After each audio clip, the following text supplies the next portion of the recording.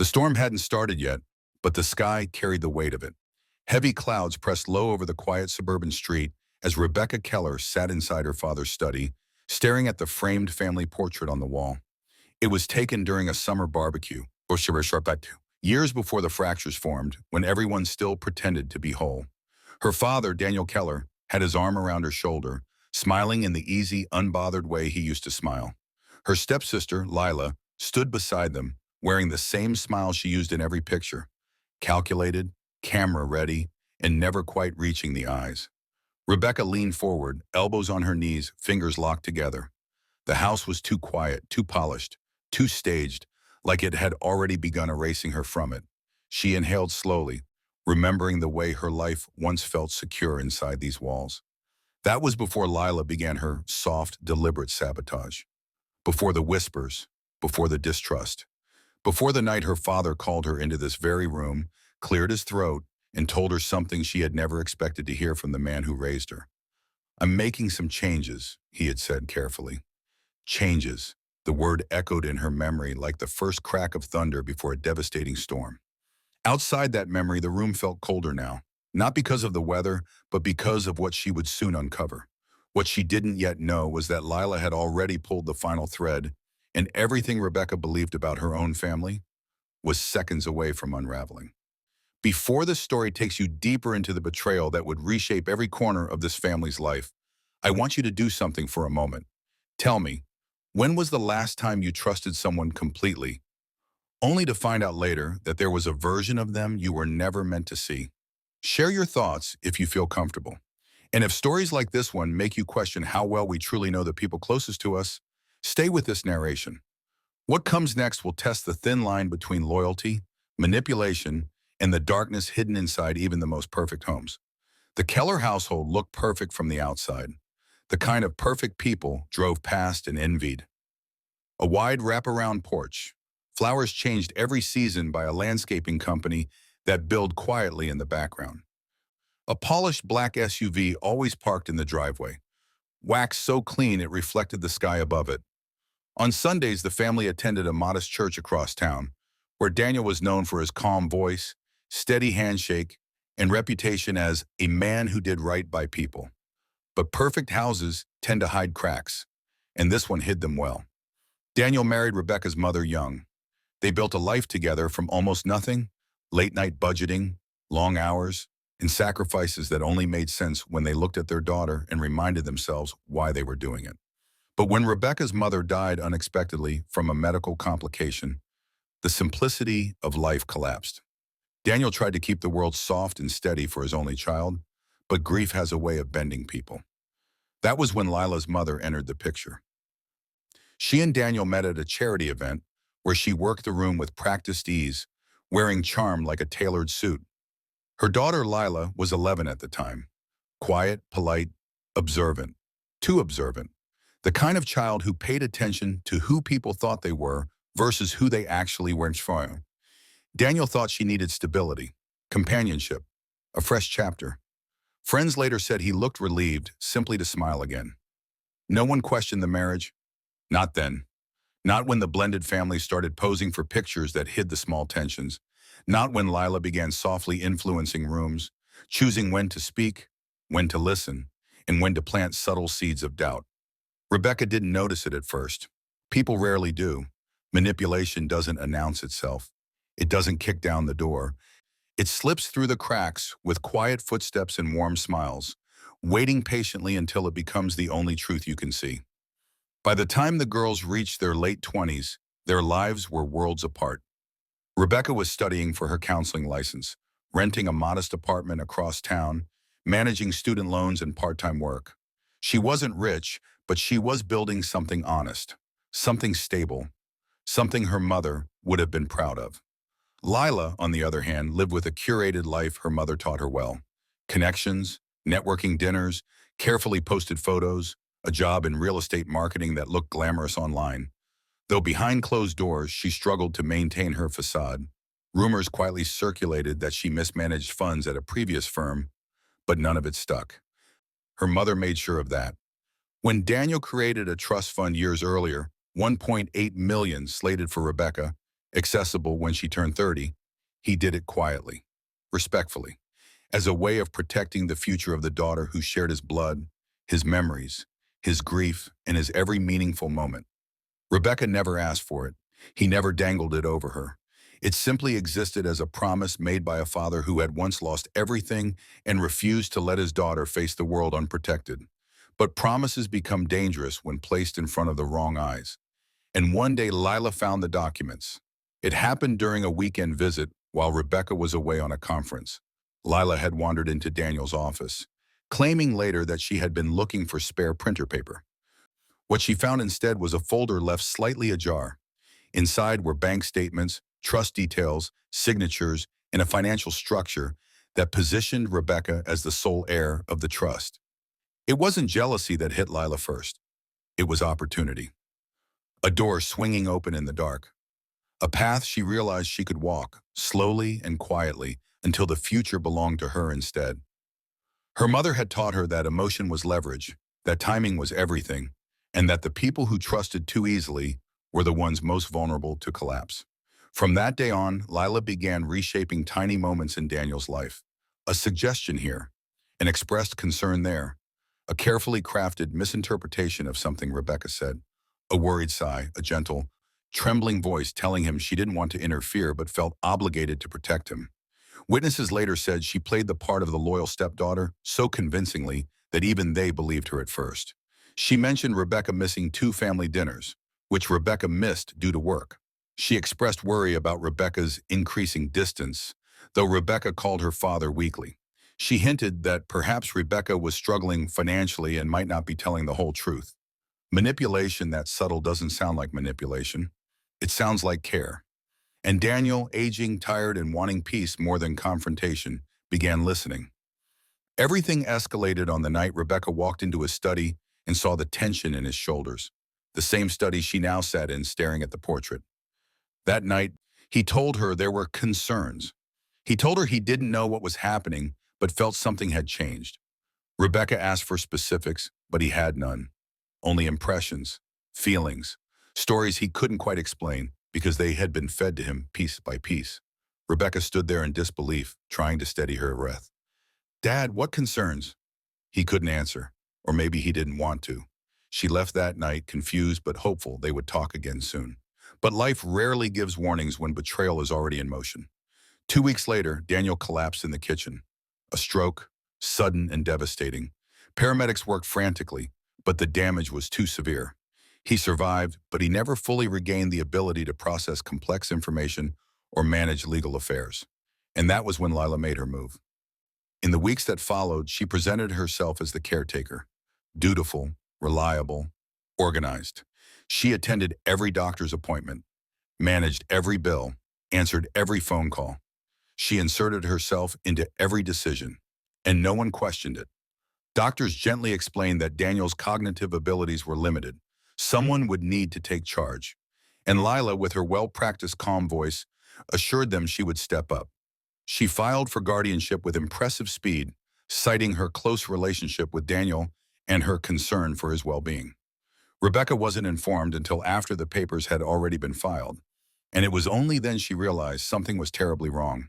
She tried to confront Lila, but her stepsister always had the same response. "I'm just trying to help. Why are you making this harder for everyone?" When the guardianship was approved, Lila gained access to his finances and every legal document connected to him. She visited the estate lawyer. She made updates on Daniel's behalf. She spoke softly with a sadness in her eyes, claiming that his wishes had changed. She said he had been worried about certain influences in Rebecca's life. She said he felt it would be irresponsible not to reevaluate the trust. Reports later suggested she cried during the meeting. Real tears. Tears that convinced an entire room that she was only thinking of her father. In a matter of days, the trust was rewritten. Rebecca's name was removed. Lila was placed as primary beneficiary. $1.8 million shifted quietly into her future, and by the time Rebecca discovered it, the damage had already been done. She found out sitting in the same study, holding a cold cup of tea she couldn't bring herself to drink, when a different lawyer delivered the news with a sympathetic look. That was the moment everything inside her went silent. The moment clarity arrived like a punch to the ribs. The moment the truth was exposed. But betrayal like this doesn't stay hidden forever. And as Rebecca took a long breath, steadying herself, she made a decision that would change everything. This was not the end of the story. It was the beginning of the unraveling. Rebecca didn't leave the study right away. She sat there for a long time, motionless, her fingers curled around the armrests as if the chair were the only thing keeping her upright. The house was still, the kind of stillness that settles after a battle you didn't know you were fighting. The hum of the refrigerator down the hall, the ticking of the wall clock. Every sound felt sharpened by the truth she had just learned. $1.8 million. Her future, her father's intentions, her mother's memory, a narration written without her knowledge, without her father's true consent, and without a shred of honesty. But shock has layers, and beneath the initial wave came something colder, steadier, and dangerously clear. She wasn't going to let this stand. What she didn't know then was that the truth surrounding the rewritten trust would pull her into a maze of lies far deeper than a single forged signature. That the manipulation Lila had used to secure guardianship was only the visible tip of something far more calculated. And that a trail of documents, witnesses, and overlooked mistakes was waiting in the shadows, ready to turn everything against the stepsister who thought she'd rewritten the future. Rebecca's first step was simple. She went home, sat at her kitchen table, and called an attorney who had once helped her with grad school paperwork. He wasn't a trust specialist, but he listened, really listened, as she explained everything. When she finished, he exhaled slowly. "I can't promise you a win," he said, "but I can promise you this. Something about what you're describing doesn't smell right." He referred her to an estate litigation lawyer named Janelle Hart, a woman known for two things: her ability to read people like open books and her refusal to lose when she knew she had the moral high ground. Rebecca met Janelle 2 days later in a quiet office with dim lamps and files stacked like battlefield strategies. As soon as Rebecca described the timeline, the sudden stroke, the rushed guardianship, the rewritten trust, Janelle narrowed her eyes. She had seen this pattern before. A vulnerable parent, a manipulative relative, a window of opportunity exploited with frightening speed. The first thing Janelle requested was Daniel's medical records. The second was a copy of every version of the trust. The third was access to communications between Lila and the estate lawyer. And the fourth request was the one that would eventually break the case open: phone logs. In situations like this, people often forget digital footprints. Lila had moved quickly, but speed rarely equals caution. Over the next week, as investigators and paralegals dug through documents, something began to take shape, a pattern of manipulative behavior stretching far beyond the Keller household. A former co-worker of Lila's agreed to an off-record conversation. She claimed that during a previous job, Lila had tried to position herself to access a co-worker's private investment account by pretending to help with paperwork. The attempt failed, but she wasn't fired. She walked away untouched, protected by the quiet influence her mother carried in local circles. A neighbor recalled overhearing raised voices months earlier, Lila arguing with her mother about money. The words, "He doesn't trust you enough yet," faint but unmistakable. And a receptionist at Daniel's physical therapy clinic remembered something chilling. She saw Lila signing documents for her father before the guardianship was legally approved. Every piece seemed small, insignificant even. But Janelle understood something essential about cases built on manipulation. Small pieces matter. They are the threads that, when pulled together, unravel the entire design.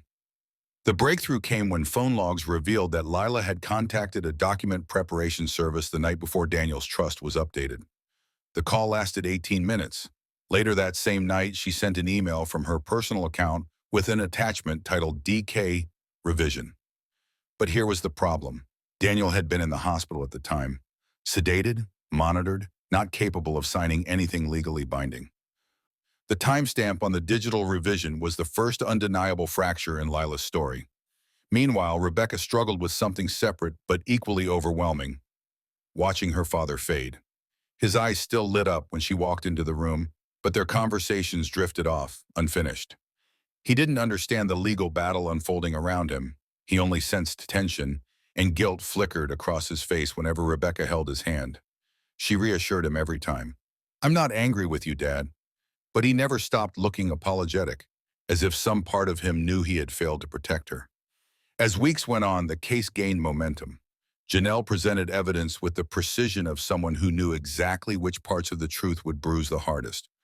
She reconstructed the timeline with a cold clarity that left no room for misinterpretation. However, Lila wasn't without defenses. She cried in court. She claimed she only followed Daniel's wishes. She insisted the trust change was made out of love. She said Rebecca had always been distant, that she feared her stepsister might mishandle the funds. Her lawyers painted her as a caring daughter overwhelmed by responsibility. They framed Rebecca as jealous, destabilized, and financially motivated, an accusation that cut deep because it was the opposite of everything she stood for. But Janelle anticipated this. She always did.